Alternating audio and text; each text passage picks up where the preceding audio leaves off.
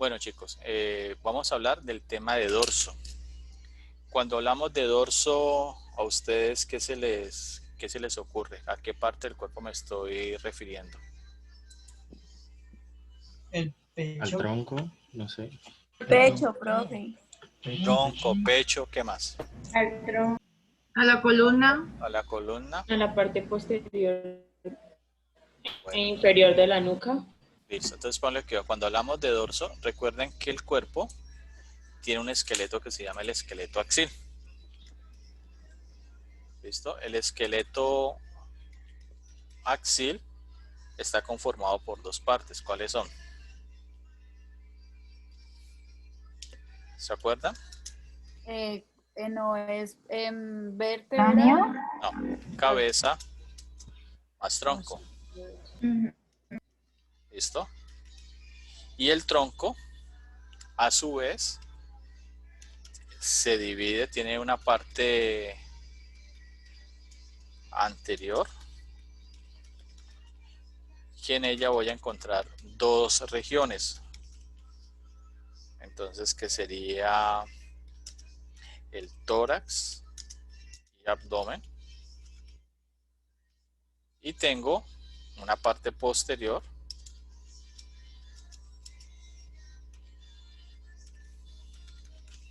y en esa posterior pues tengo lo que nosotros anatómicamente conocemos como el dorso.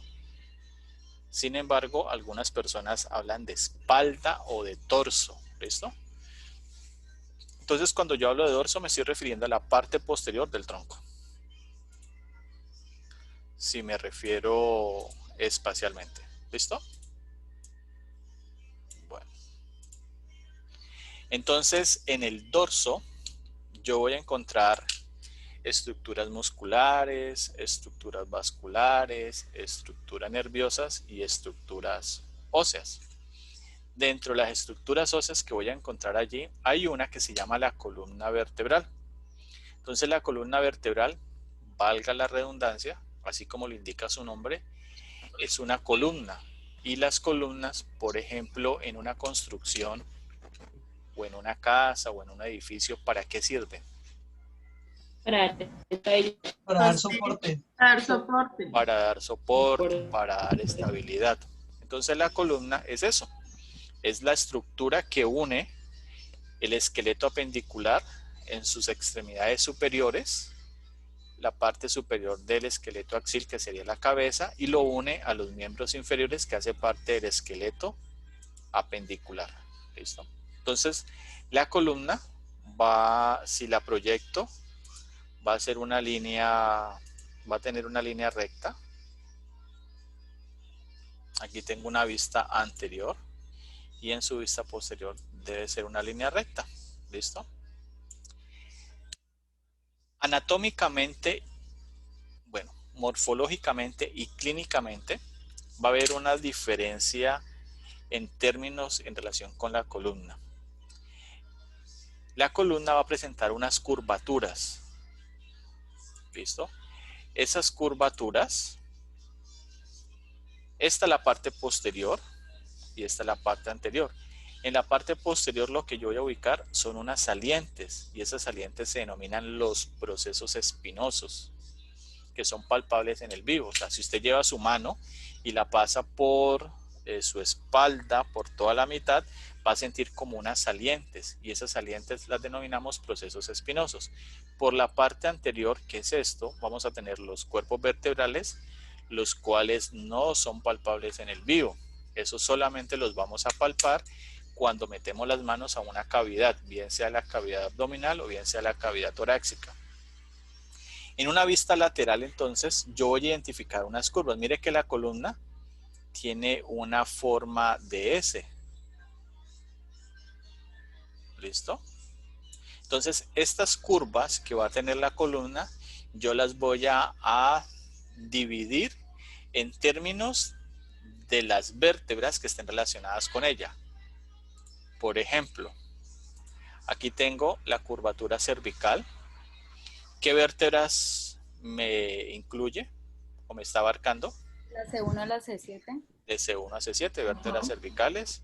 Voy a tener las vértebras torácicas. qué grupo de vértebras o de dónde a dónde van?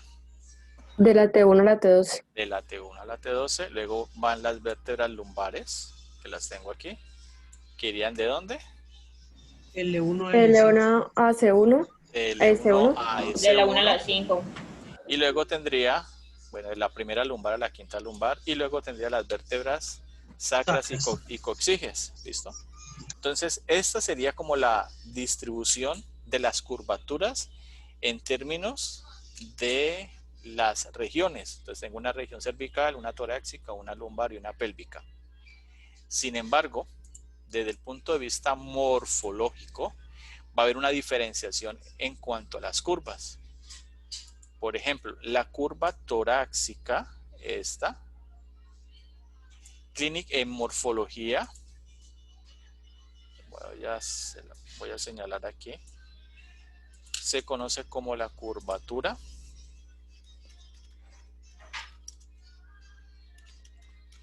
primaria. ¿Listo? En términos morfológicos.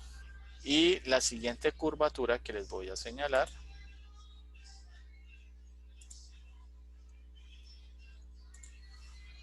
que sería esta.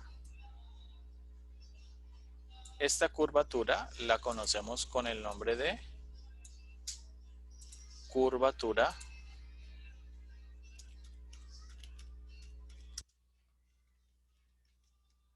secundaria. ¿Listo? O sea que la curvatura torácica es la curvatura primaria en términos morfológicos y la curvatura lumbar sería la curvatura secundaria en términos morfológicos. Sin embargo, si usted ve, aquí estas dos curvitas se replican. Entonces la curvatura secundaria va a tener una porción en la parte cervical y la curvatura primaria va a tener una curva o una proyección hacia la curvatura pélvica. O sea que en esencia yo voy a tener dos curvaturas primarias y dos curvaturas secundarias. Ahora, en clínica, a la curvatura primaria,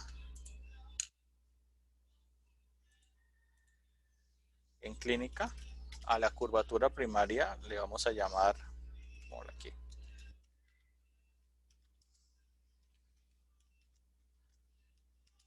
le vamos a decir cifosis. Y a la curvatura secundaria le vamos a llamar lordosis. O sea que yo voy a tener una cifosis. Ve, profe, Dime. pero en la cifosis no es necesario especificar que es dorsal. No, ya vamos para allá, espérate, verás. Entonces, la curvatura torácica, yo la voy a entender como la curvatura primaria. Y la curvatura lumbar la voy a entender como curvatura secundaria. Si usted ve en términos de las formas, entonces yo voy a tener una curvatura cervical, también sería una curvatura secundaria acá arriba, porque mire que se parecen la parte cervical y la parte lumbar. Y la torácica se parece a la pélvica. Entonces, en términos clínicos, yo voy a hablar de una curvatura primaria, va a ser igual a cifosis. Entonces, para un morfólogo dice, no, es que la curvatura primaria. Para ustedes que van a ser clínicos, van a decir, ah, eso es una cifosis. Para los otros van a decir, no, eso es una lordosis. Para un morfólogo va a decir, ah, eso es una curvatura secundaria. Entonces, yo voy a tener una cifosis torácica y una cifosis pélvica, una lordosis cervical y una lordosis lumbar. Eso es lo que yo voy a tener. Ahí donde entra lo que vos decís. Claro, que tengo que especificar en qué región está. Para un morfólogo, los conceptos de cifosis y lordosis son conceptos de patologías de alteración de las curvas. O sea que para un morfólogo, cuando usted le dicen una curvatura cifótica, la va a entender como una alteración de la curvatura primaria, o una curvatura lordótica la va a entender como una alteración de la curvatura secundaria. Para los clínicos, para hablar de alteraciones de estas curvas, lo que plantean es el prefijo hiper o hipo. Entonces yo voy a tener hiper significa aumento.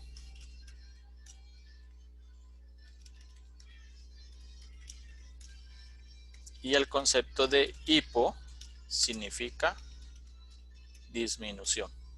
Entonces yo voy a tener una hipercifosis o hiperlordosis y voy a tener una hipocifosis o una hipolordosis.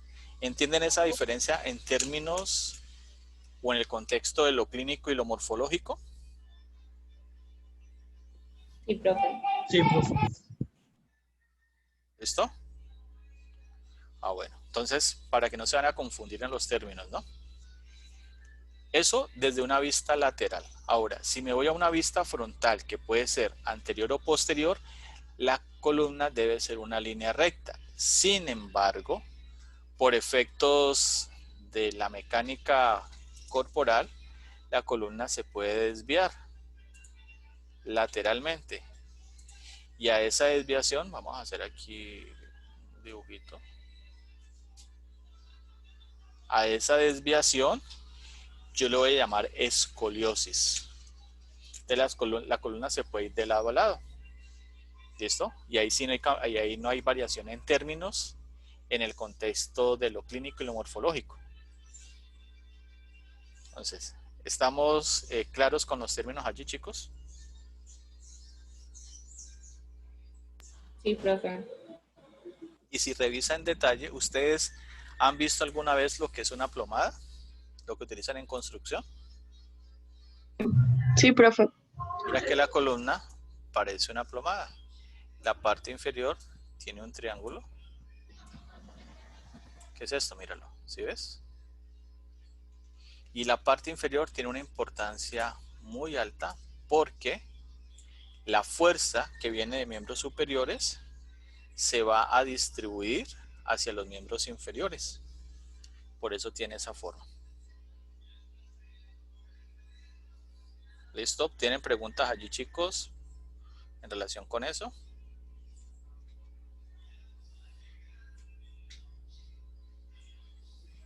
No, profe, puede continuar. ¿Listo? No, Bueno, profe. muchas gracias.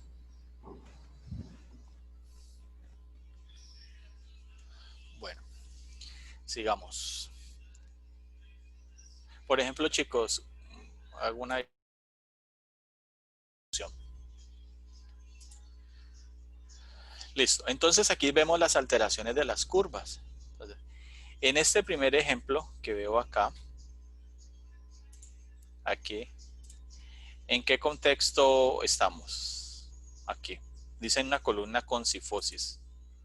¿En qué contexto me están hablando? ¿Clínico o morfológico? Morfológico. Clínico. Clínico. Clínico. ¿Seguro? Mira lo que me dicen aquí. Ah, no, morfológico. Morfológico, ¿no? Me están hablando de una Morfológico. columna con cifosis. Me están hablando en término morfológico. Entonces mira aquí un paciente con una, en términos clínicos, ¿cómo se llamaría esto? ¿Cómo se llama esto? Hipercifosis dorsal. Una hipercifosis torácica dorsal. Recordad que dorsal es toda la espalda. Si me hablas de dorsal, está hablando de todo esto. Tienes que O sea que segmentarlo. y si un médico me pone, digamos, hipercifosis dorsal, entonces, ¿porque un bruto? No es que sea bruto, sino que no recuerda bien la diferenciación segmental de la columna. Listo. Ahora, si ustedes, los que van a ser médicos, me atienden a mí y me sale con eso, yo sí lo peino pelado. Digo, no, pelado, ¿usted quién le dio anatomía? Un ¿Listo? tal José Bedoya. Digo, ajá, sí, pelado. Le tengo por ahí un video grabado de eso. Aquí tenemos entonces, mira, esto es una estrategia de corrección que se le coloca a los pacientes para poder alinear la columna. Y esto, ¿qué implicaciones puede llevar desde el punto de vista funcional a un paciente? ¿Qué órganos se pueden ver comprometidos? Profe, ahí tendría problemas a nivel respiratorio, por ejemplo, con el diafragma, ¿no? Sí, exactamente, con la tráquea. ¿Qué pasaría con el corazón? Bueno, ¿qué pasaría con el simple hecho de levantar su mirada hacia arriba? O sea, esta persona va a tener unas limitaciones funcionales bien fuertes. Y aquí pues la podemos ver. Un corrector de postura, que personalmente me parece que es un saludo a la bandera, pero bueno. Aquí tenemos entonces otro ejemplo. Aquí me hablan de este concepto. ¿Clínico o morfológico? Morfológico. Morfológico. ¿Por qué me están diciendo una lordosis? Ve, profe, una pregunta. Dime. Entonces, digamos, en el ejemplo anterior, hiposifosis sería que tuviera la cabeza como levantada. O sea, sería como un aplanamiento de esa curvatura. ¿Listo? Y acá tengo, aquí, ¿en qué término me están hablando? De estas imágenes. Clínico. Sigue siendo morfológico. Morfológico. Aquí me están diciendo lordosis. Pero mira, Lordosis cervical. una lordosis cervical. Entonces aquí me están hablando en términos clínicos. ¿Clínicos? Sí, me están hablando porque es que hubiera dicho una curva. Aquí abajo tendría que decir, por ejemplo, curva alterada. Entonces aquí tenemos una curvatura fisiológica y acá también. De hecho, una de las condiciones que altera las curvaturas fisiológicas es, por ejemplo, el uso de tacones. Y ustedes saben que los tacones fueron diseñados y pensados para los hombres, no para las mujeres. No fueron pensados para las mujeres. Entonces, eso altera, ¿no? Ahora, también se sabe que, por ejemplo, los afrodescendientes tienen una marcada lordosis lumbar o una hiperlordosis muy marcada y por eso ellos tienden a tener un mayor volumen en los glúteos. Listo. Entonces aquí vemos esta imagen que tengo acá. ¿Está desviada la columna? Sí. Sí. Y bueno, y mira aquí cómo se ve. Primer cuerpo vertebral, de vértebra sacra, quinto cuerpo vertebral de vértebra lumbar y mira cómo está desviada. Que si yo proyecto una línea por aquí, mira el ángulo que se me puede estar formando. ¿Sí lo ves? Bueno.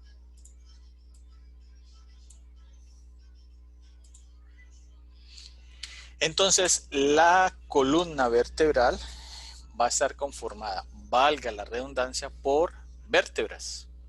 ¿Cuántas vértebras en total tenemos?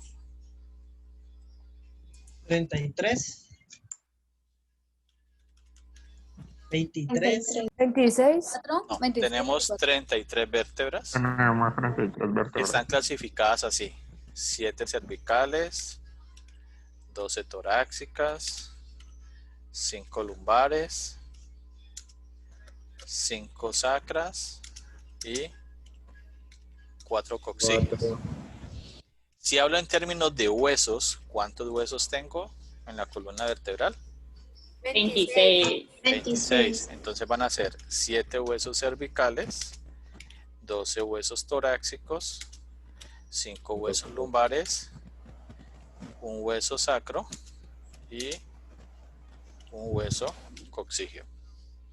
¿Por qué tengo un hueso sacro y por qué tengo un hueso coxígeo?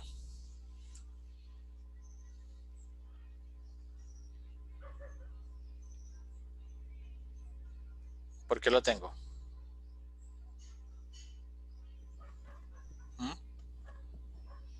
Porque el profesor Dios es muy inteligente y él no deja pasar nada por alto. Sí, porque la vida es así. Sí, porque la idea, sí. No fue la respuesta está en tu corazón. Sí. Velo con los ojos del alma. Porque las vértebras sacras se fusionan y las vértebras coxígeas también. Por eso se forma el hueso sacro y el hueso coxígeo. Entonces, las vértebras van a tener unas características comunes entre sí y también unas características que las diferencian entre los diferentes segmentos. Entonces veamos, esta es una vértebra torácica, listo. Pero más allá de que sea una vértebra torácica, vamos a mirar las estructuras comunes a todas las vértebras. ¿Qué tiene una vértebra? Un cuerpo. Va a tener un proceso transverso al lado y lado. Va a tener láminas al lado y lado. Las láminas se fusionan y me forman un proceso espinoso.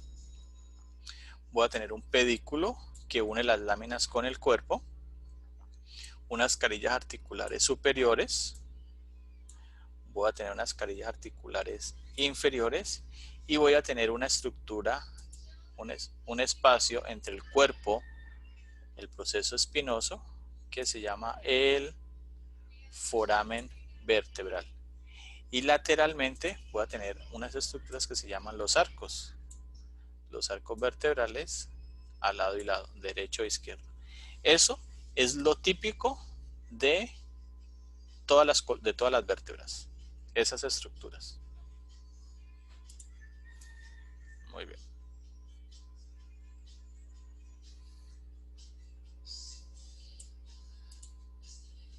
Bueno, a través de los forámenes vertebrales desciende una estructura que se llama la médula espinal. ¿Y la médula espinal es la continuación de qué parte del cuerpo? ¿El encéfalo? Encéfalo. Del encéfalo, pero más específicamente ¿Tronco encefálico? del tallo cerebral. Casi. Casi, tallo cerebral. ¿Listo? Y entonces el tallo cerebral va a tener una forma, la médula espinal tiene una forma así de cono. Entonces, donde la parte superior es más ancha y la parte inferior es más angosta. Pregunta, ¿cómo se llama el foramen por el cual pasa el tallo y deja de ser tallo para convertirse en médula espinal? El magno. El magno. El foramen magno. ¿Y él está en qué hueso? Occipital. Occipital. ¿Y está ubicado en qué fosa? En la fosa posterior de la base. En la fosa posterior de la base interna del cráneo, que también lo puedo ver por la base externa. Entonces, las primeras vértebras, su foramen va a ser más grande porque la médula tiene forma de cono. Entonces, la parte superior de la médula es más ancha, a diferencia de la parte inferior, que es más angosta. Entonces, a través de ella pasa la médula espinal, que es una prolongación del tallo cerebral, que va a estar cubierto por unas meninges que se llaman, ¿cómo se llaman las meninges?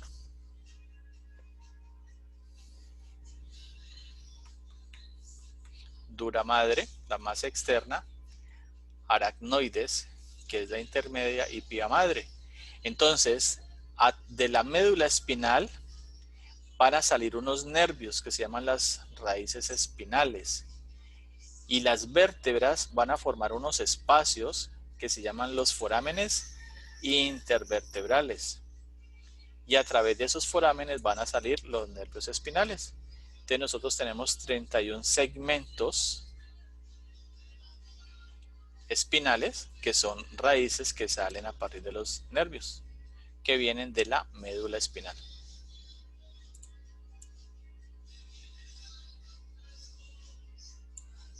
Muy bien. Listo. Entonces vamos a ver la columna cervical. ¿Cuántas vértebras voy a encontrar aquí? Entre esta y esta. 7. 7 vértebras. Entonces, las vértebras cervicales van a tener unas características que son propias de ella, o sea, son exclusivas de ella. ¿Qué características vamos a tener? Primero, que en su proceso transverso tiene un foramen, que se llama el foramen transverso.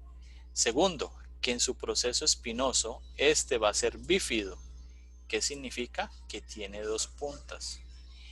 Y tercero, que el foramen vertebral es más grande que el cuerpo vertebral. ¿Por ¿Por qué es más grande el foramen vertebral que el cuerpo? Porque por el foramen pasa la médula. Y recuerda que la parte más superior de la parte superior de la médula es más ancha. ¿Listo?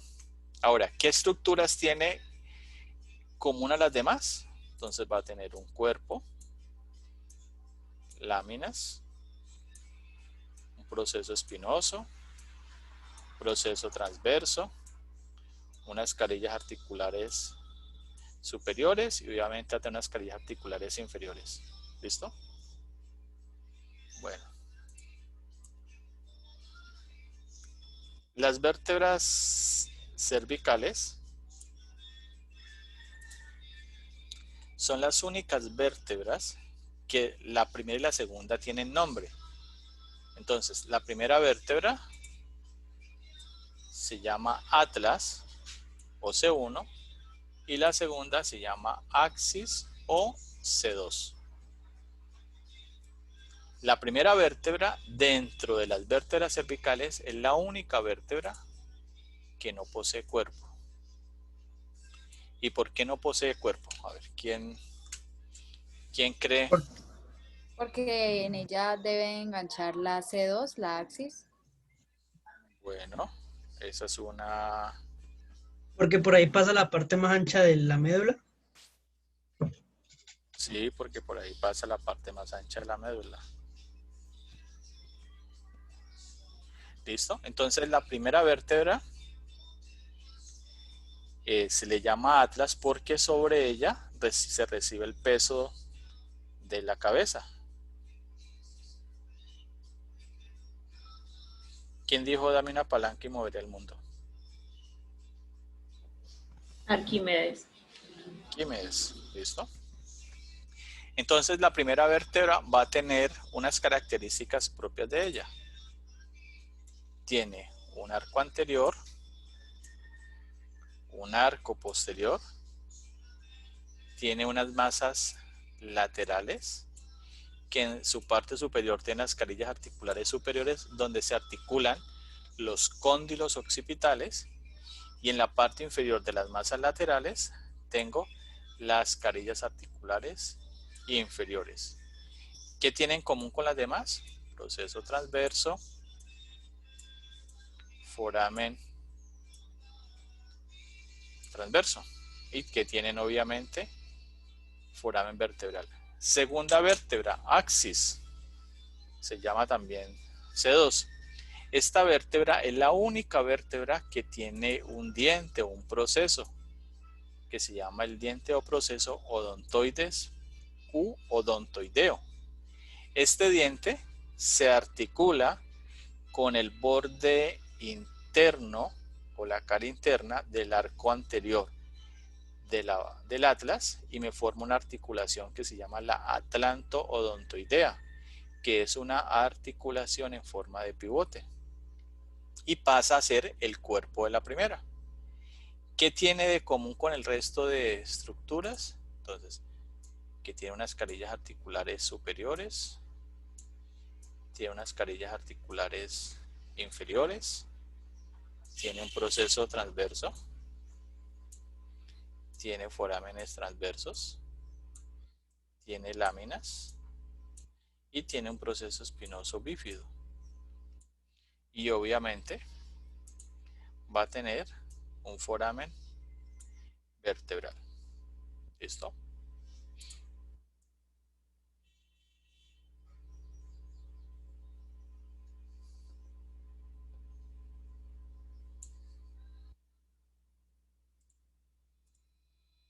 Entonces, siguiente vértebra, vértebras torácicas. ¿Cuántas torácicas tenemos? 12. 12. Pero sí.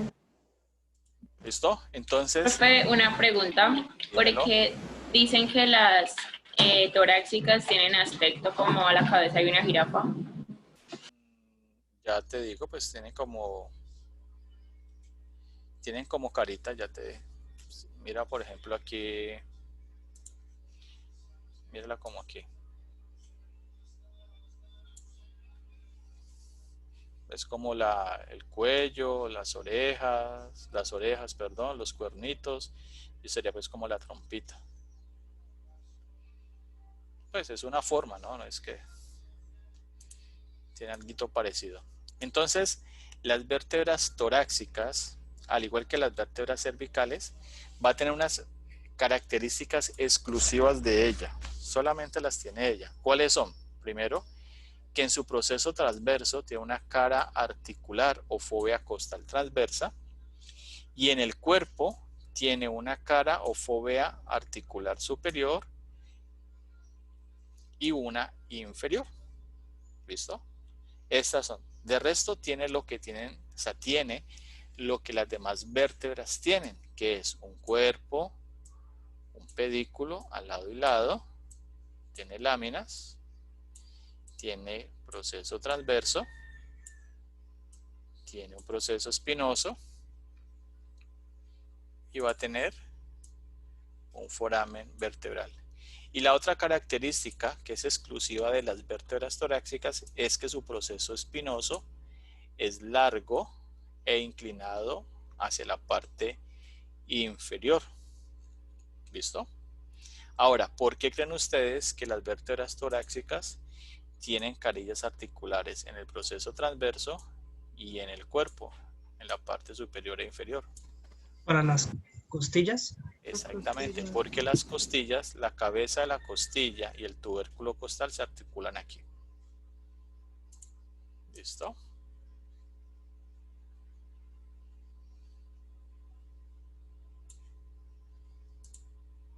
Muy bien, vamos a las vértebras lumbares.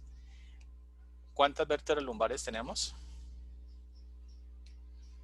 Tenemos 5. 5. Tenemos 5 vértebras lumbares. Entonces las vértebras lumbares, al igual que las cervicales y las torácicas, va a presentar unas características propias de ella. ¿Cuáles son? Primero, que el foramen vertebral es más pequeño. ¿Y por qué es más pequeño? ¿Alguien? Porque como está en forma de cono, entonces las primeras son más grandes y las últimas son más angostas. Y la otra es que la médula espinal deja de ser médula espinal entre L1 y L2. ¿Listo? Segundo, tengo un cuerpo vertebral grande. Mire que comparado con las anteriores es mucho más voluminoso. Tercero, voy a tener un proceso mamilar y un proceso accesorio, y adicionalmente las carillas articulares presentes en los procesos articulares superior e inferior, especialmente los superiores, van a ser mediales. Mire que los otros eran anteriores. ¿Qué características comunes tienen a las otras vértebras? Entonces va a tener pedículo, proceso transverso, proceso espinoso, obviamente cuerpo y foramen vertebral. Otra característica de las vértebras lumbares es que su proceso espinoso, si yo lo dibujara aquí, va a ser corto y horizontal. ¿Listo? Porque recuerden que el de la vértebra torácica pues era largo y orientado hacia abajo. Muy bien. Ahora, ¿por qué creen que el cuerpo vertebral es más grande?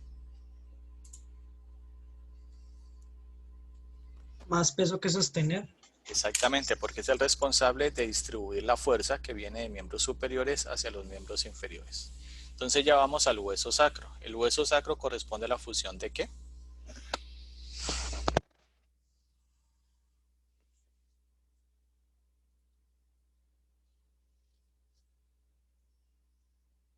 ¿Corresponde a la fusión de qué, chicos? Movimiento de cadera. No, corresponde a la fusión de las vértebras sacras. Entonces él va a tener dos caras, una cara anterior que se llama la cara pélvica, y una cara posterior que ahorita se las muestro, que es la cara glútea. Entonces la cara anterior va a ser lisa, la cara posterior va a ser rugosa, va a ser irregular. El cuerpo de la primera vértebra sacra, que es este, tiene una saliente que la llamamos promontorio, y ese es un punto de referencia para que los médicos, las enfermeras, bueno, y posiblemente un fisioterapeuta también, en el momento de un parto pueda introducir sus dedos por el canal vaginal y puede medir la dilatación. Tanto en la cara anterior como en la cara posterior voy a tener unos forámenes que se llaman los forámenes sacros, que si los veo por la cara anterior serían los forámenes sacros pélvicos, y si los veo por la cara posterior serían los forámenes sacros glúteos o dorsales. Lateralmente tengo el ala del sacro, que es esta parte, que en su cara lateral, aquí no lo alcanzo a ver, tiene una estructura que se llama la cara auricular, que se une a un hueso que hace parte de los miembros inferiores, que se llama el hueso coxal, y me forma una articulación en una parte específica que se llama la sacroiliaca. Y aquí en este corte transverso, entonces veo cómo el cuerpo, entre las láminas y el proceso, pues tengo el foramen vertebral, que con la unión de todas las vértebras me forma el canal vertebral. Esto es lo que se puede estrechar, y es lo que le dicen canal estrecho.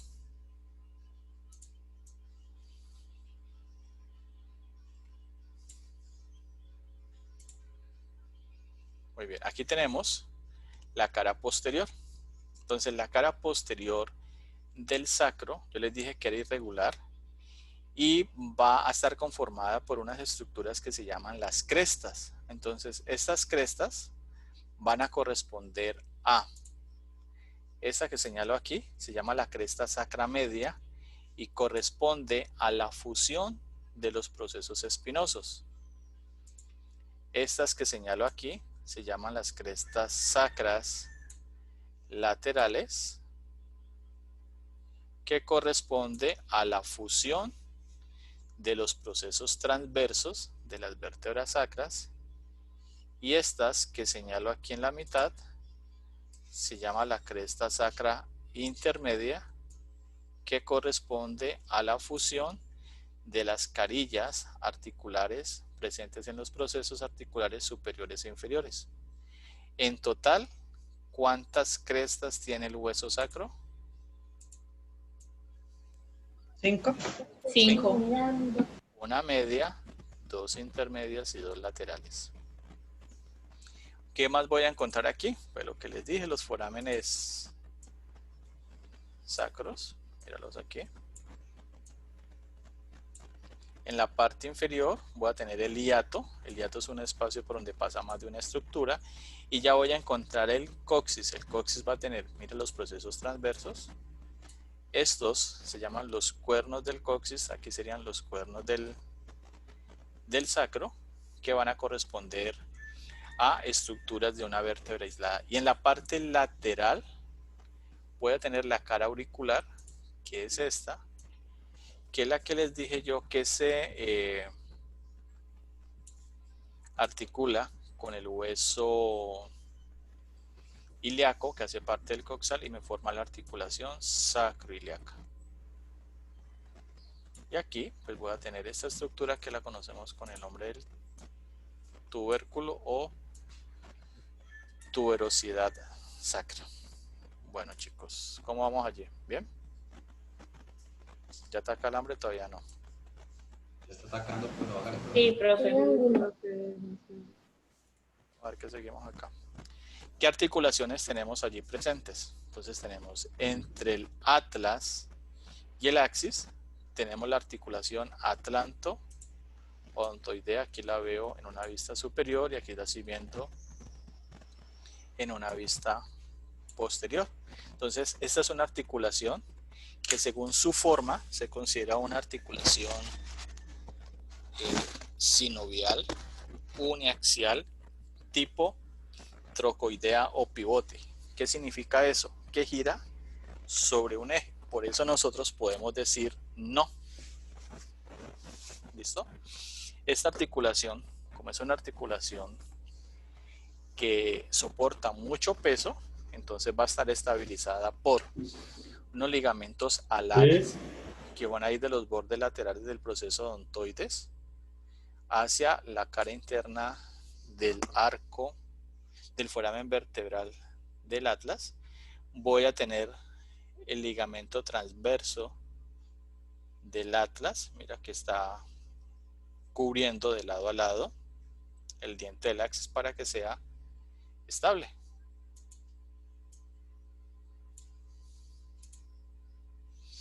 Aquí voy a tener una membrana, se llama la membrana tectoria, que está ubicado anterior de la estructura, y este ligamento cruciforme que me acaba de estabilizar la articulación atlantoaxial o la articulación atlantoodontoidea. Si yo hablo atlantoaxial, me estoy refiriendo a todo el conjunto de articulaciones, pero si hablo solamente del proceso odontoideo con la cara interna del foramen vertebral del atlas, pues voy a hablar de la articulación atlantoodontoidea, que va a ser una media y dos laterales.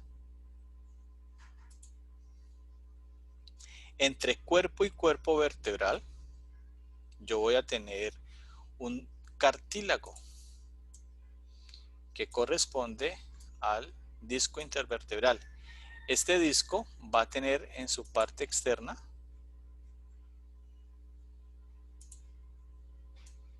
esta estructura que se llama el anillo, y en su parte interna pues voy a tener lo que sería el núcleo pulposo. Profe, una pregunta. Dime. Usted dijo que son sinoviales, ¿cierto? ¿Qué? ¿La articulación? No, esta es una cartilaginosa, No, la anterior. es una sinovial. ¿Sería simple o compuesta? Simple. Gracias. Dale. Profe, Entonces, una pregunta. dime.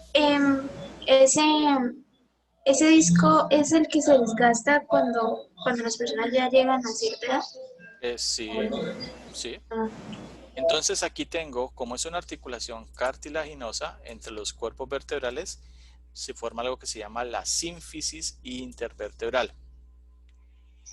Entre la cara inferior, bueno, entre una vértebra y otra vértebra, aquí se forma una estructura que se llama el foramen intervertebral.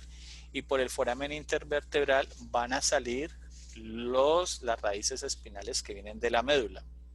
Este foramen intervertebral está delimitado en la parte superior por esta estructura que se llama la incisura o escotadura vertebral superior, y por una incisura o escotadura inferior que está en la parte superior de la vértebra. Una está en la parte inferior y otra en la parte superior. Adicionalmente, las vértebras van a estar estabilizadas por unos ligamentos.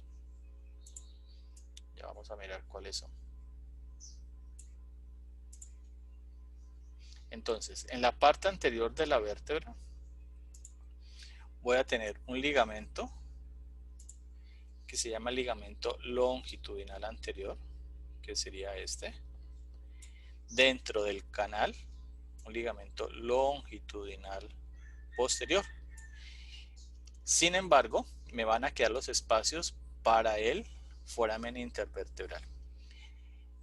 Hacia la parte posterior del canal voy a tener ligamento flavo, y entre el borde inferior del proceso espinoso y el borde superior de otro proceso espinoso voy a tener un ligamento que se llama ligamento interespinal, donde aquí se forma una articulación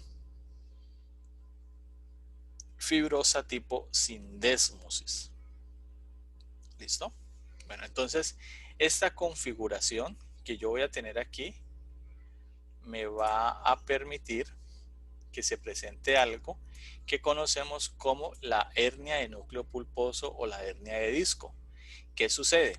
Como la vértebra está estabilizada por la parte anterior y posterior, el único espacio que queda para que el anillo pulposo, perdón, el anillo se rompa y el núcleo pulposo salga, pues es la parte posterolateral. Entonces, cuando sale, allí tenemos un espacio que se llama el foramen intervertebral. Entonces, cuando sale, toca el nervio y ahí es donde viene la hernia de disco. La hernia de disco es lo que está generando el dolor. ¿Listo? Bueno.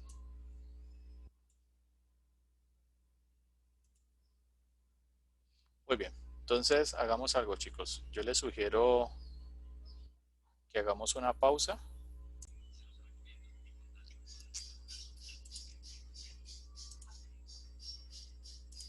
Listo, entonces seguimos hablando del tema de dorso y ahora vamos a hablar es de los músculos.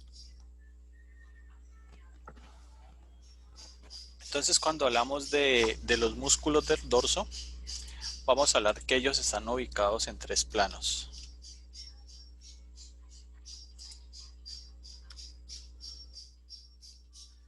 Entonces los planos van a ser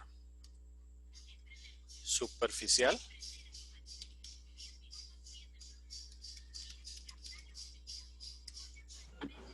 intermedio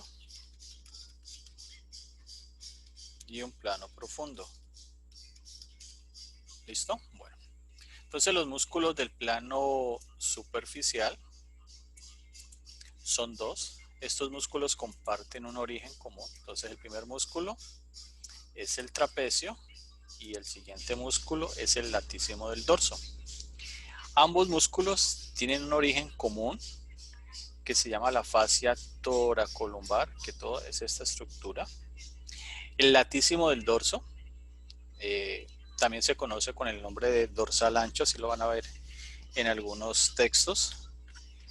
Ese músculo se origina en esta región, se hace lateral, superior y se inserta en la cara anterior del húmero. Se le conoce como el músculo del braceo, porque cuando nadamos estilo libre, llevamos el brazo hacia atrás y eso a la altura del hombro se considera una extensión. El siguiente músculo es el trapecio. El trapecio va a tener 3 porciones. Una porción superior, que sería esta. Aquí. Voy a tener una porción media, que sería esta aquí. Y voy a tener una porción inferior, que sería esta. ¿Listo? La porción superior de este músculo se convierte o tiene la función de ser un sinergista en la elevación de los hombros. Las fibras medias son sinergistas en la retracción escapular y las fibras inferiores van a tener un movimiento de rotación inferior de la escápula. ¿Listo?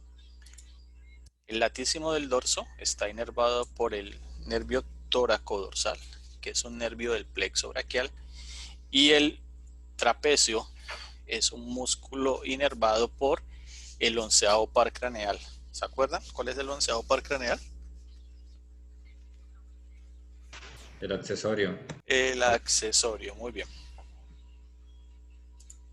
Listo.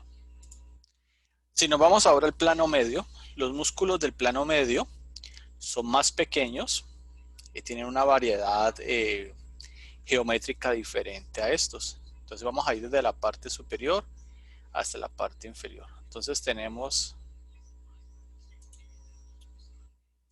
este primer músculo que se llama el esplenio de la cabeza y este músculo pequeño acá que se llama el esplenio del cuello. El esplenio de la cabeza se va a convertir en un músculo extensor de la cabeza cuando ambos se contraen, y el músculo esplenio del cuello va a ser un músculo rotador heterolateral. ¿Qué significa? Que si se contrae el del lado derecho, pues yo voy a girar la cabeza hacia el lado derecho. La escápula es un hueso que está en la parte posterior Este hueso tiene una forma de triángulo, pongámoslo así. Aquí tiene una estructura, tiene esto y esto. Entonces, este ángulo que voy a señalar aquí, de aquí, aquí llega, se inserta un músculo que se llama el músculo elevador de la escápula, que ya se lo voy a mostrar. Profe, Dime. profe, qué pena que si puede el favor de aceptar a unas compañeras que no han podido entrar. Ya los acepté a todos los que, a los que han pedido, todos los he aceptado. Entonces, este músculo es elevador, o sea que al ser elevador, él se convierte en agonista de ese movimiento, del movimiento de elevación. Como aquí este es el borde medial de la escápula, dentro del plano medio, pero en un componente superficial, voy a tener dos músculos que se llaman los romboideos. Entonces el romboideo menor lo voy a ubicar del ángulo de la escápula, perdón, del borde medial, por encima de la espina de la escápula, que sería este. Entonces sería el romboideo menor. Y el que está por debajo de él sería el romboideo mayor. Este músculo, o sea, este par de músculos se convierten en músculos retractores de la escápula. O sea, ¿qué hacen? Llevan los bordes mediales de la escápula, perdón, hacia la línea media. Entonces hacen un movimiento de retracción escapular. ¿Listo? O sea que se convierten en sinergistas de la retracción escapular. Si los retiro, me voy a ir a un plano más profundo. Y ese plano profundo, en él voy a encontrar un músculo que se denomina el serrato posterior superior y el serrato posterior inferior. Este par de músculos son músculos que los vamos a reconocer como accesorios en la respiración. O sea, los de la parte superior elevan las costillas superiores, los de la parte inferior llevan las costillas inferiores hacia abajo. Y ese es el grupo de músculos del plano medio. Ahora me voy a ir al plano profundo. Entonces, en el plano profundo yo voy a encontrar dos grupos de músculos. Uno dentro del mismo profundo, una parte superficial y uno más profundo. Entonces la parte superficial dentro de los músculos del plano profundo competen estos tres músculos. O sea, van de lado, o sea, tengo al lado derecho y al lado izquierdo, que son estos. Entonces el músculo más lateral se llama el iliocostal, que tiene un componente lumbar, un componente torácico y un componente cervical, pues que estaría aquí. Medialmente a él tengo el músculo longuísimo, que tiene un componente torácico, tiene un componente cervical y tiene un componente acá arriba en la cabeza. Y el músculo más medial de este paquete muscular se llama el músculo espinal, que tiene unas fibras como el longuísimo, torácica, cervical y arriba de cabeza. Estos músculos tienen una característica, que son músculos longitudinales, por eso se llaman erectores de la espina, que permiten que la columna mantenga una posición erguida. ¿Listo? Y van paralelos a ella. Sin embargo, si retiro estos músculos, me voy a encontrar en el plano profundo de los músculos profundos del dorso. Entonces aquí tengo, estos músculos van a tener una característica.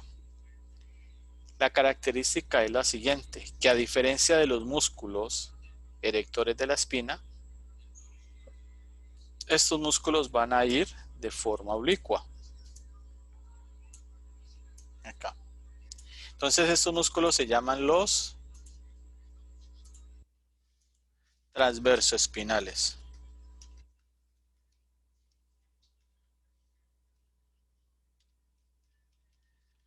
Los transversoespinales. Estos músculos tienen una característica puntual, que su origen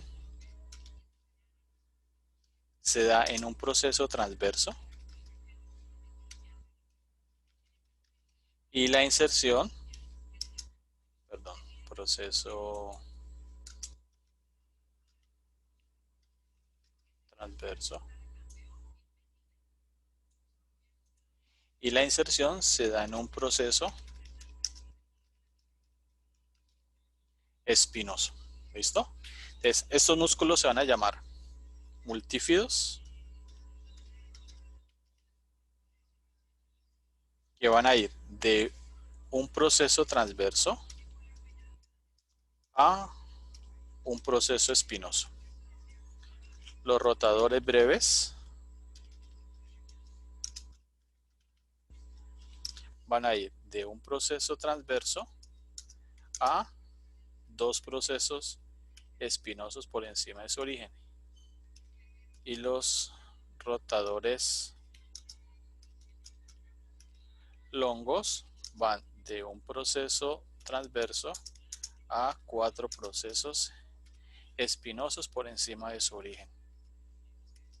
¿Listo? Bueno. Entonces, estos músculos voy a mostrarles aquí el esquemita para que los puedan entender. Entonces, los primeros, ¿cómo se llaman, chicos? Los que les acabo de decir. ¿Multífido? Los multífidos. Entonces, ellos dicen que van de un proceso transverso a un proceso espinoso por encima de su origen. Entonces, aquí tengo uno. ¿Listo? El siguiente músculo, ¿cuál es?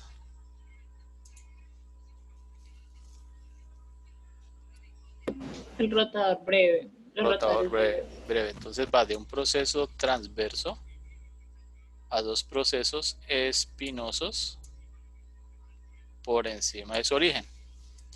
¿Y los últimos cuáles serían? Los rotadores longos. Entonces los rotadores longos van de un proceso transverso a 4 procesos espinosos por encima de su origen. O sea que estas fibras son fibras oblicuas. Como son fibras oblicuas, su origen va a estar aquí.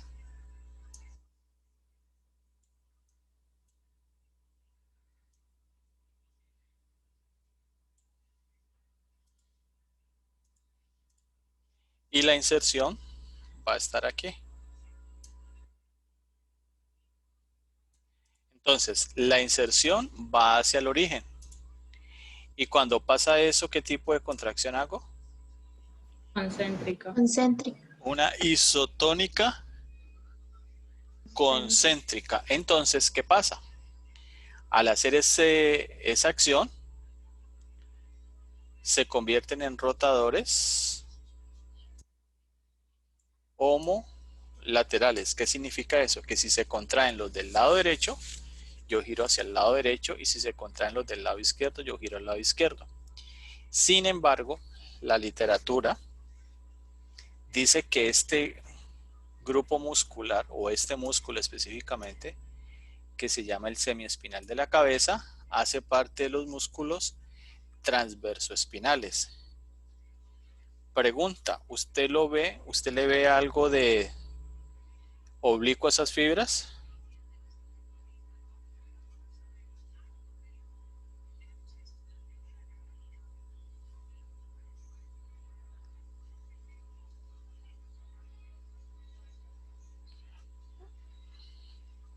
Chicos, ¿le ve algo?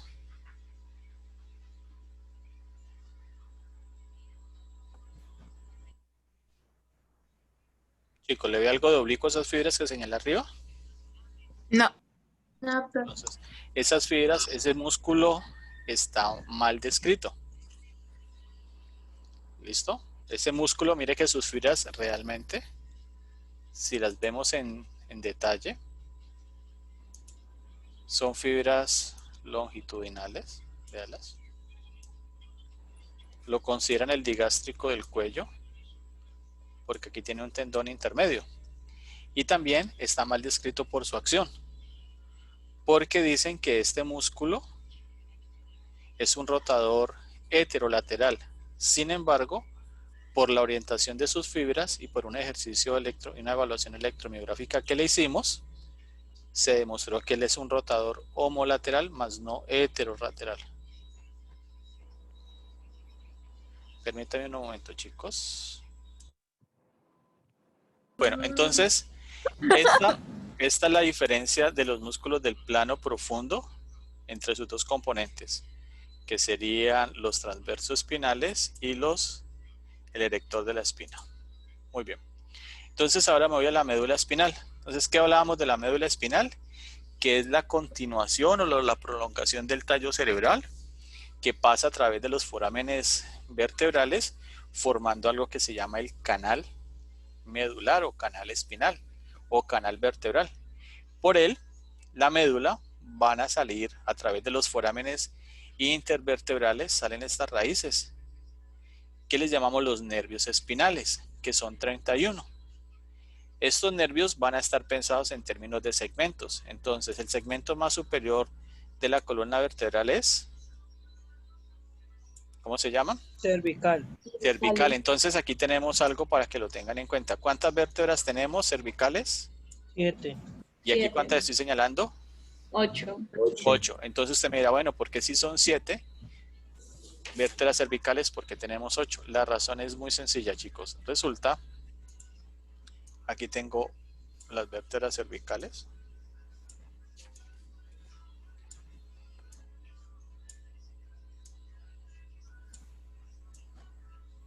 Disculpen aquí el mamarracho. Por encima de las vértebras salen los nervios. Entonces C1, C2, C3, C4, C5, C6, C7. Aquí tendría la primera vértebra torácica. Entonces sale C8. Porque a partir de las vértebras torácicas hacia abajo, los nervios salen por debajo de ella. ¿Listo? Por eso tenemos 8 nervios espinales cervicales y no 7. ¿Listo? Espero que hayan entendido esa diferencia. Luego tengo ¿cuántos nervios torácicos? ¿Cuántos voy a tener? 12. Luego voy a tener ¿cuántos lumbares? 5. 5. Voy a tener 5 sacros y 1 coxígeo, y eso me da 31 nervios espinales. Listo. Estos nervios salen de algo que se llama la médula espinal. Entonces recuerden que la médula espinal, como es la prolongación del tallo cerebral, está cubierto por unas meninges que se llaman dura madre, la más externa, aracnoide, la intermedia, y pia madre. ¿Listo? La médula espinal, aquí la voy a encontrar. Su parte posterior sería esta, y esta sería su parte anterior. Entonces, la parte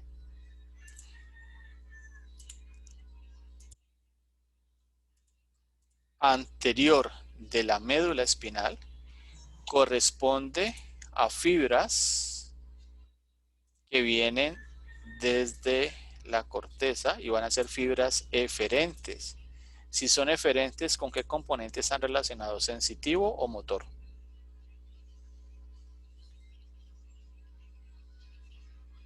¿Sensitivo? No, motor, porque son eferentes, son fibras que actúan. Y acá voy a tener la parte posterior, las astas posteriores de la médula, que van a ser fibras aferentes, o sea, fibras sensitivas, fibras que van a permitir la entrada de información, y aquí tengo la salida de información. Resulta que estas raíces, todo nervio va a tener un componente sensitivo y un componente motor. Aquí voy a tener el ganglio dorsal, que es posterior, por eso me ayuda a identificar que esto es anterior y que esto es posterior. Entonces los nervios salen de allí a través de qué estructura de la columna vertebral.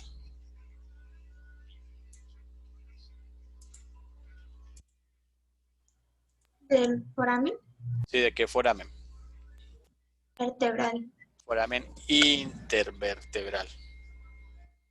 ¿Listo? Entonces cuando sale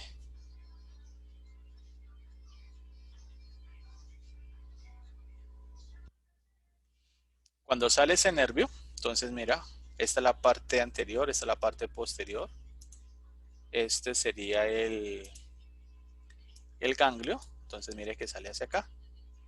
Pregunta, ¿qué vértebra es esta? Una La lumbar. lumbar. ¿Seguro? La sacra, la sacra. No, una sacra, sí. La coxígea. ¿La coxígena? No, esa es una torácica, mira la costilla. Ah, ¿Listo? Entonces los nervios espinales cuando salen me van a formar a nivel de la piel algo que se llaman los dermatomas. Entonces, lo que está de color verde aquí corresponde al territorio sensitivo de las vértebras cervicales. Lo que está de color azul corresponde a las vértebras torácicas. Lo que está de gris corresponde al componente lumbar, y lo que está de un color como naranja corresponde a El sacro. el sacro. Muy bien. Entonces los nervios espinales adicionalmente me van a formar los plexos. Cuando hablo de plexos, entonces me voy a referir a 4 plexos que tenemos. Uno que ya vimos, que es el plexo cervical. Otro que vamos a ver, que es el plexo braquial. Otro que vamos a ver, que se llama el lumbar. Perdón. Y otro que vamos a ver, que es el plexo sacro. ¿Listo? Y también un plexo, o sea, unos nervios a nivel del tórax, se llaman los nervios intercostales.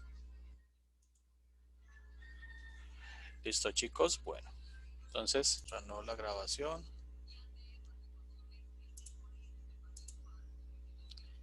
Listo, entonces vamos a ver desde la parte muscular.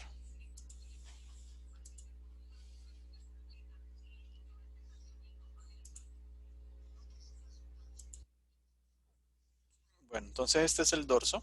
Retiro la primera capa y me voy a encontrar con los dos músculos que había nombrado, que son los músculos superficiales. Este músculo, que es el trapecio, con su porción superior, su porción intermedia y su porción inferior, y este músculo que es el latísimo del dorso, que obviamente está al lado y lado. ¿Sí ven la configuración de ellos?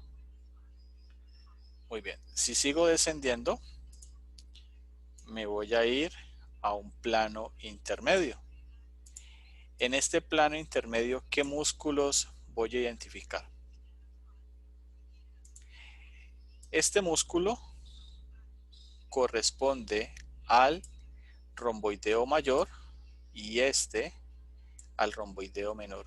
Y este músculo que veo al lado y lado corresponde al serrato posterior inferior, que hablábamos que son músculos que están relacionados con la respiración, en especial en su componente accesorio. Desde el ángulo de la clavícula, el ángulo superior, tengo el músculo elevador de la escápula al lado y lado. En la parte superior tengo el músculo esplenio de la cabeza, y entre los dos aquí el músculo esplenio del cuello. Muy bien, entonces sigo descendiendo. Voy a bajar aquí. Entonces ya me voy a encontrar con este músculo, que su complementario lo vimos ahora abajo, que es el músculo serrato posterior superior. Y este que ya les había descrito, el serrato posterior inferior. Entonces aquí ya vimos los músculos del plano medio. Ahora veamos los músculos del plano profundo.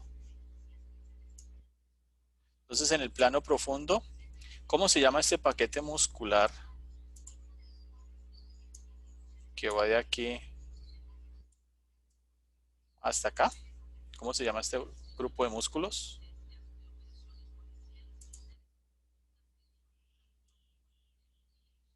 ¿Cómo se llama? ¿Recuerdan? Que van paralelos a la columna vertebral.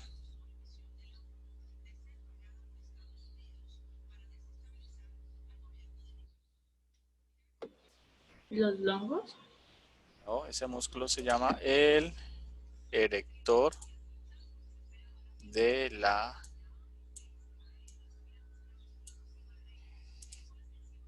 espina. Entonces recuerden que él tiene 3 porciones. ¿Cuáles son? La más lateral, vamos a ponerla aquí, se llama el longuísimo, que tiene un componente lumbar, se llama el iliocostal, corrijo, que tiene un componente lumbar, un componente torácico y un componente cervical. Voy a tener otro músculo, el que va en la parte media, que se llama el longuísimo, que tiene un componente torácico, un componente cervical y un componente de cabeza. Y me queda uno que va por toda la mitad, que se llama el espinal, que tiene un componente torácico, un componente, bueno, iría más arriba, cervical, y un componente de cabeza. Este conjunto de músculos, a todos estos, son los que conocemos como los erectores de la espina. Luego, ¿cuál músculo me sigue? Plano profundo. Profe, qué pena. Dale. Profe, lo que pasa es que pues me voy a salir de la llamada porque estoy teniendo problemas con el internet de acá y ya me ha sacado varias veces, entonces pues yo ya vería la clase pues cuando la subas a YouTube, profe, qué pena. Dale, no te preocupes. Bueno, profe, que tenga buen día, hasta luego. Eso, se cuidan, chao. Entonces, si retiro, me voy al plano profundo, ¿con qué músculos me voy a encontrar?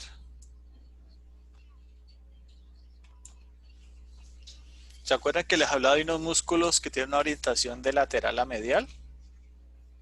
Entonces se llaman los músculos transversoespinales. Entonces recuerden que estos músculos les dije que va de un proceso transverso. Espere, yo miro aquí. Para aquí un poco más grueso. Perdón.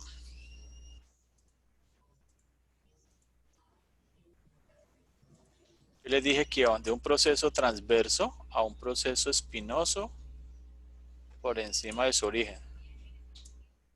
¿Lo recuerda cómo se llamaba?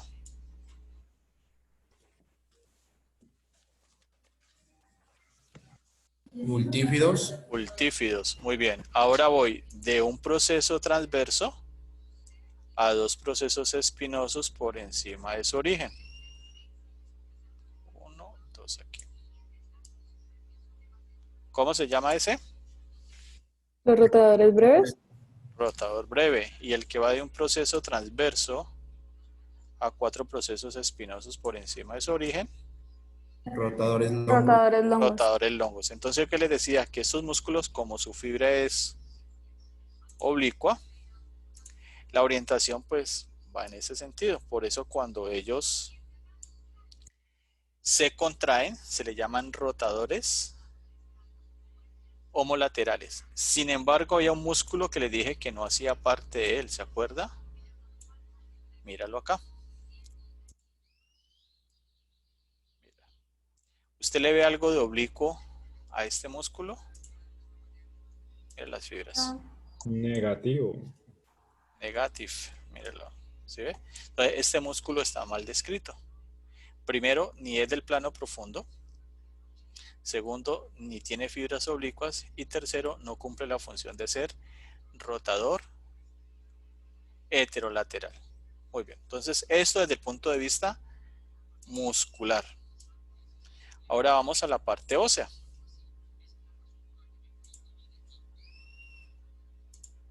Listo. Entonces vamos a la parte ósea.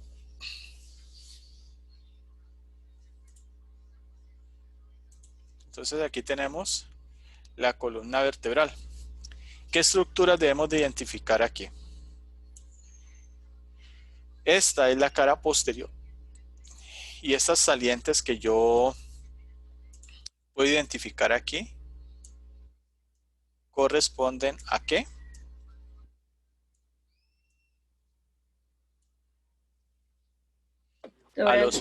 A los procesos espinosos que son palpables en el vivo. ¿Listo? ¿Recuerdan eso? Aquí voy a tener unas curvas. Vamos a ver qué tanto nos acordamos. Esta primera curva que viene hasta acá, ¿cómo se llama? En clínica y en morfología. Curvatura primaria, cifosis. Curvatura primaria, cifosis, muy bien. ¿Y esta siguiente? Curvatura secundaria. Secundaria, lordosis. Lordosis. Entonces acá tengo una lordosis cervical, una cifosis torácica, una lordosis lumbar y una sacro. cifosis sacra. Estas estructuras que no puedo palpar en el vivo se llaman, ¿cómo se llaman?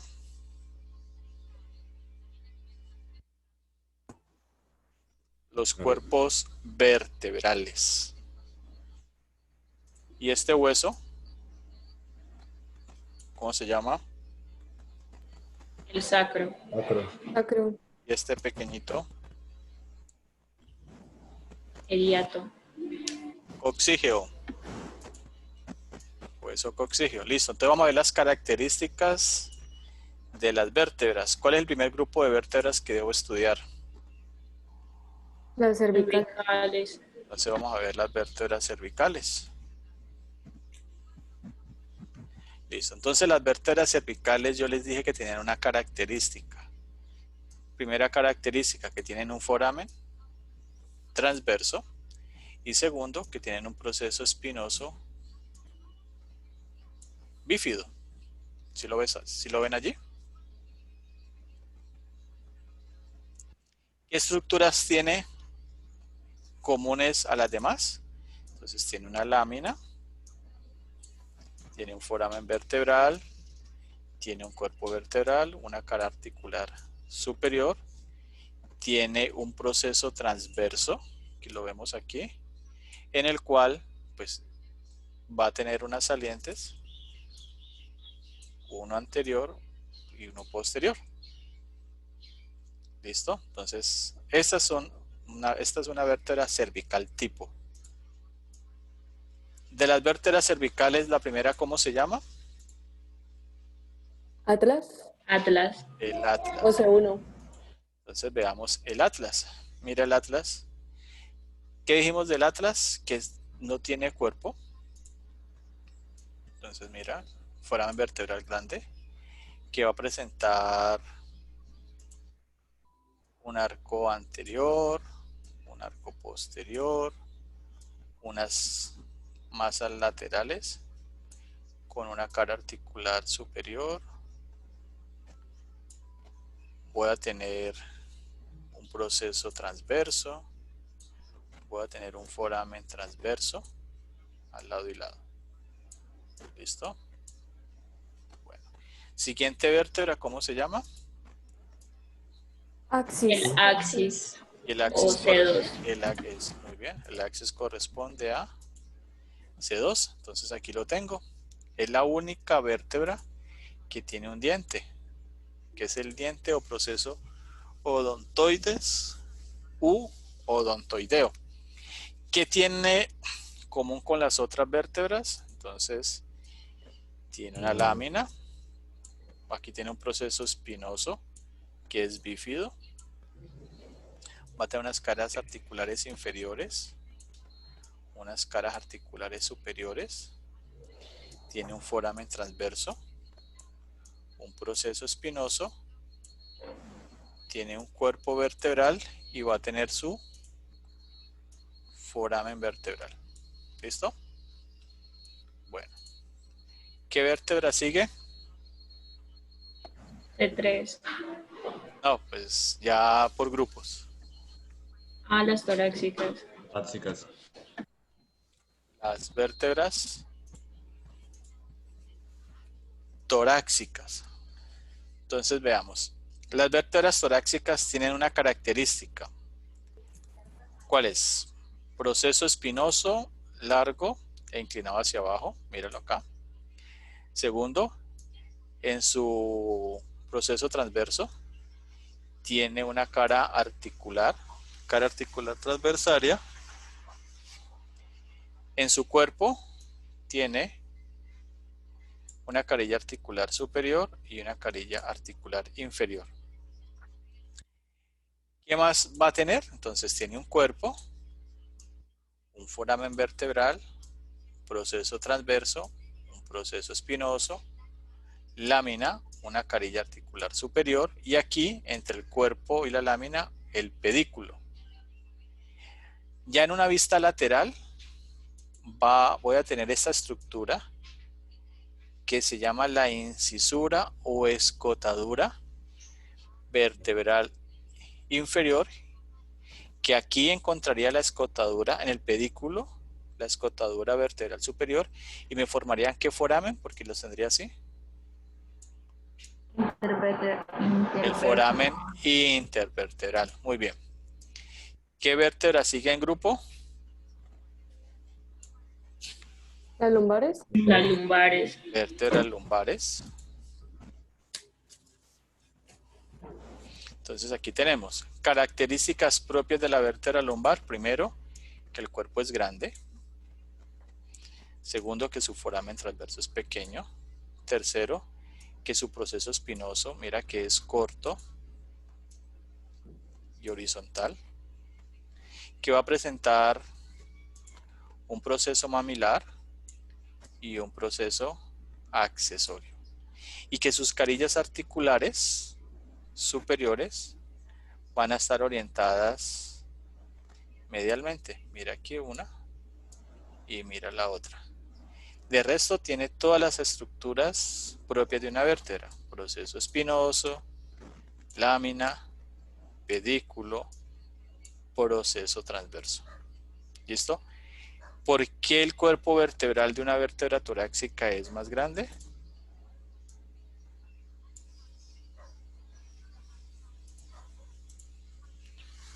¿Por qué es más grande?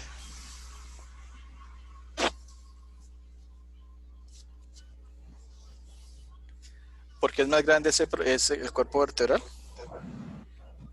Porque soportan más peso y Porque van las costillas. No, porque ella, lo que dijo, espérate, ¿cómo se llama este loco? Bueno, se me fue. El cuerpo vertebral es más grande porque sobre ella se soporta todo el peso del cuerpo. Ya comienza a descender el peso para luego transferirlo hacia los miembros inferiores. ¿Qué grupo de vértebras seguirían? Las sacras. Las vértebras sacras. Pero las vértebras sacras yo las voy a identificar a través de ¿qué? El sacro. El hueso sacro. Listo.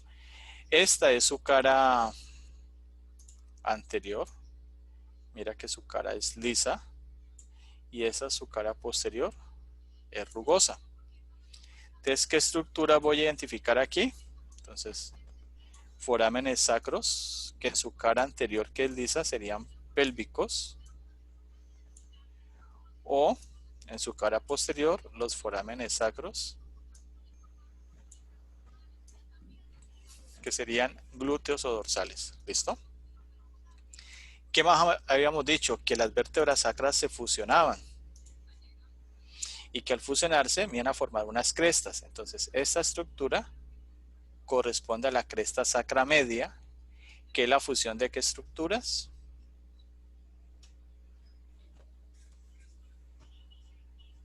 De las vértebras sacras. Sí, pero corresponde a la fusión de los procesos espinosos. Esta cresta se llama la cresta sacra lateral, que la tengo a un lado y la tengo al otro. Corresponde a la fusión de los procesos transversos. Y esta sería la cresta sacra media. ¿Eso es por las carillas? Por las carillas articulares superiores e inferiores. En la parte inferior voy a tener entonces los cuernos del sacro, que me delimitan un espacio que se llama el hiato.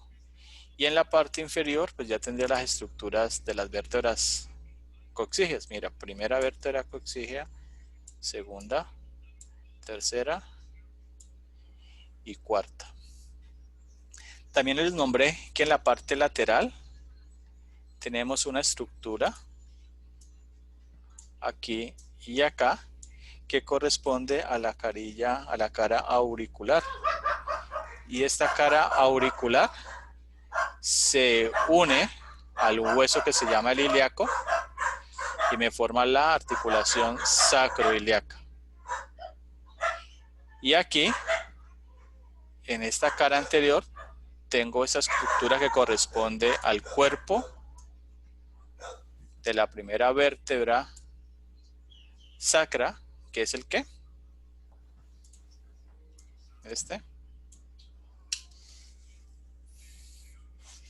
¿Cómo se llama? Promontorio. El promontorio. Entonces el promontorio es una estructura que me sirve como punto de referencia para medir la dilatación del cuello uterino. Listo, chicos. Bueno, entonces con esto